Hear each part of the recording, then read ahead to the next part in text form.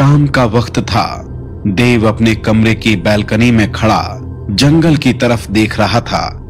तभी उसके दरवाजे पर कोई दस्तक देता है। देव, क्या मैं अंदर आ सकती हूँ? अंजलि, तुम अभी आओ ना, पूछ क्यों रही हो? देव, तुम यहाँ अकेले क्या कर रहे हो? आज तुम लंच के लिए भी नहीं आए। कुछ नहीं, बस मुझे भूख नहीं थी। देव, क्या कोई बात है? तुम आज कुछ परेशान लग रहे हो। अरे नहीं, ऐसी कोई बात नहीं है। देव, तुम जानते हो तुम मुझसे झूठ नहीं बोल सकते। देव बिना कुछ कहे बस खामोशी से अंजलि की आंखों में देखता रहता है। मेरा मतलब है कि हम एक दूसरे को इतने सालों से जानते हैं। मैं अब भी तुम्हारा झूठ आसानी से पकड़ सकती हूँ। मैं जानता हूँ, मैं तुमसे कभी झूठ नहीं बोल सकता। तो फिर कोशिश क्यों कर रहे हो? देव अंजलि के सवाल का कोई जवाब नहीं देता। देव, मैं तुमसे कुछ पूछ रही हूँ। तुम्हारी खामोशी मेरे सवाल का जवाब नहीं है। अंजलि, सवाल तो तुमसे मैं भी कब से पूछ रहा हूँ, लेकिन तुमने मेरे सवाल का कोई जवाब नहीं दिया। कैसा सवाल? तुमने अपने और निखिल के रिश्ते के बारे में क्या सोचा है? तुम ये क्यों जानना चाहते हो? इस सवाल का जवाब जानना मेरे लिए बहुत जरूरी है। मैं तुम्हें पहले ही बता चुकी हूँ, वो रिश्ता मेरे लिए पहले ही खत्म हो चुका है। निखिल को लगता है कि तुम दोनों मेरी वजह से अलग हुए हो। ये मेरा फैसला है, इसमें तुम्हारी कोई गलती नहीं है। मुझे लगता है मैंने अपने और निखिल के रिश्ते का फैसला लेने में बहुत जल्दबाजी कर दी थी, इसलिए हमारा साथ ज्यादा समय तक नहीं टिक पाया। मुझे वो फैसला थोड़ा सोच समझ कर लेना चाहिए था। देव बिना कुछ कहे अंजलि को देख रहा था।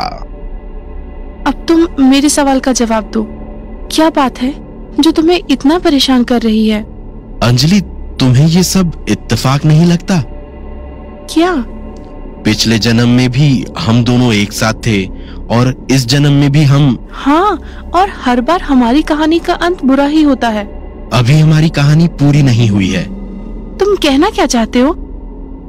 अंजलि, मैं नहीं जानता कि पिछले जन्म में हमारे साथ एग्जैक्टली क्या हुआ था, लेकिन इस जन्म में मैं तुम्हें नहीं खोना चाहता। देव, तुम बार बार कहाँ खो जाते हो?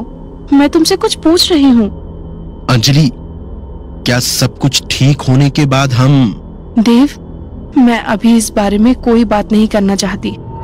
फिलहाल हमारे सामने कई मुसीबतें हैं, पहले हमें इनसे बाहर निकलना होगा। वैसे मैं तुमसे ये कहने आई थी कि तुमने सुबह से कुछ नहीं खाया है, चलकर कुछ खा लो। मुझे भूख नहीं है। मैंने अभी कहा ना, तुम मुझसे झूठ नहीं बोल सकते। अंजलि की बात सुनकर देव के चेहरे पर स्माइल आ जाती है और फिर दोनों किचन की तरफ चले जाते हैं।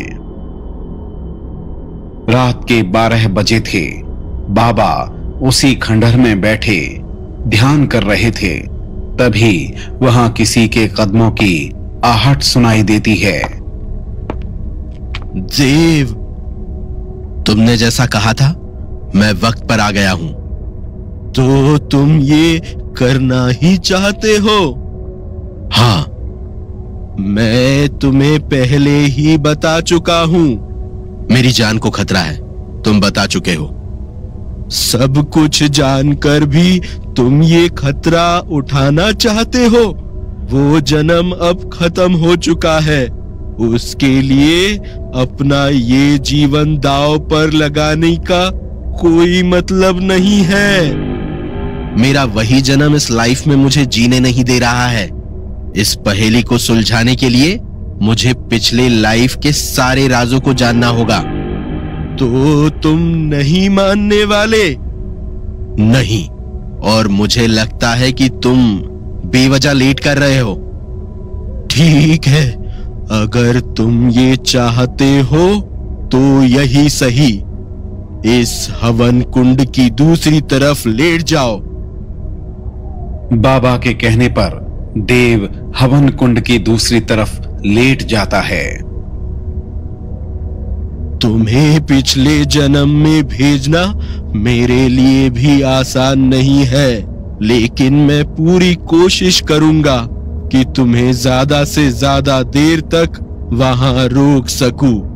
तुम उस वक्त पर चले तो जाओगे, लेकिन वहां ना कोई तुम्हें देख पाएगा और ना ही कोई सुन पाएगा।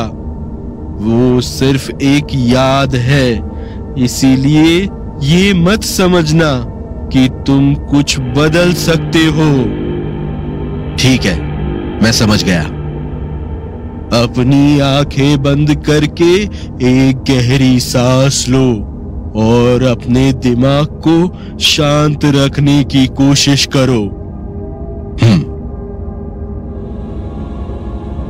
बस कुछ ही देर में तुम उस वक्त में चले जाओगे। देव अब गहरी नींद में चला जाता है और उसके चेहरे पर एक प्यारी सी मुस्कान आ जाती है। उसे देखकर ऐसा लग रहा था जैसे वो कोई बहुत खूबसूरत सपना देख रहा हो। सपने में देव आज से 100 साल पहले के वक्त को देखता है। वो जंगल में नदी के पास खड़ा था। नदी के किनारे देवराज और गीतांजलि बैठे थे। वो दोनों बहुत खुश लग रहे थे। देवराज एकटक गीतांजलि को देख रहा था और गीतांजलि नजरें झुकाए बैठी थी। आप मुझे ऐसे क्यों देख रहे हो? क्यों? मैं तुम्हें प्यार से देख भी नहीं सकता? मैंने ऐसा नहीं कहा, बस आज आप कुछ अलग तरह से मुझे देख रहे हैं। कल हमारी शादी है। कल के बाद तुम हमेशा के लिए मेरी हो जाओगी। मैं तो हमेशा से आपकी ही हूँ। वो तो है, लेकिन कल के बाद हमें इस तरह से छुप कर नहीं मिलना होगा। तुम हर वक्त मेरे साथ रहोगी। मैं भी बहुत खुश हूँ। मुझे नहीं लगा था कि सब हमारी शादी के लिए मान जाएंगे, लेकिन आपने सब कुछ ठीक कर दिया। चाहे कुछ भी हो जाता, मैं तुम्हारे अलावा किसी से भी शादी नहीं करने वाला था। मैं तुमसे बहुत प्यार करता हूँ और मेरी जिंदगी में तुम्हारे अलावा और कोई नहीं आ सकता। हम दोनों साथ में कितने अच्छे लग रहे हैं। काश हमारी पूरी जिंदगी इसी तरह गुजर गई होती। आपसे एक बात पूछूं? हाँ, पूछो। बुआ सास हमारी शादी से इतना नाराज क्यों हैं? मैंने तुमसे पहले भी कहा है कि हम इस बारे में कोई बात नहीं करेंगे। लेकिन क्यों? अब मैं आपकी पत्नी बनने वाली हूँ। मुझे भी आपके परिवार के साथ उस महल में रहना है। फिर मैं आपके परिवार के बारे में क्यों नहीं जान सकती?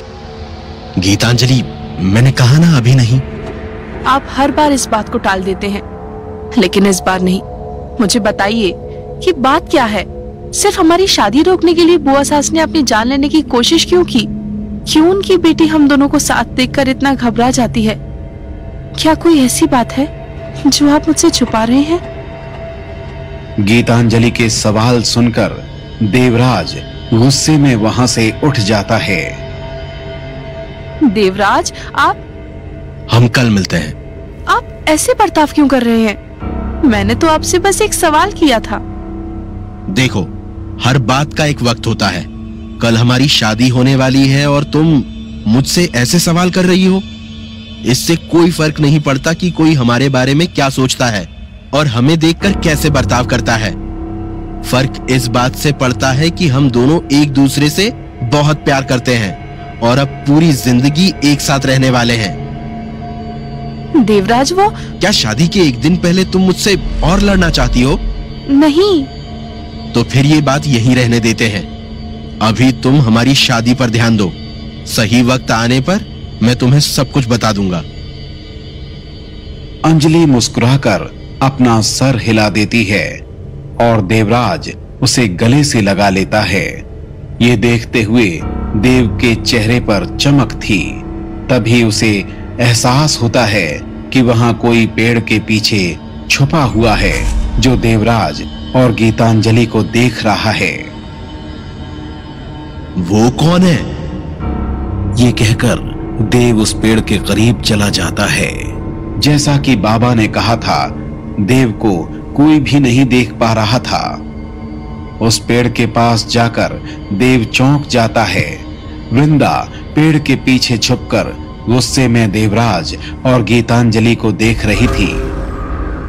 वृंदा, ये यहां पर क्या कर रही है?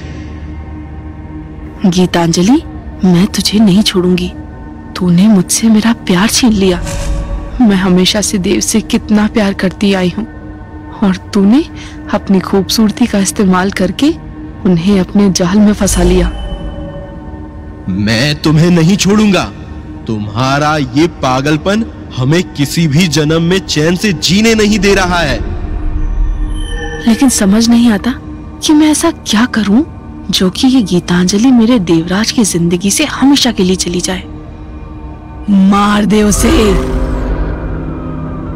वो आवाज सुनकर वृंदा पीछे मुड़ती है।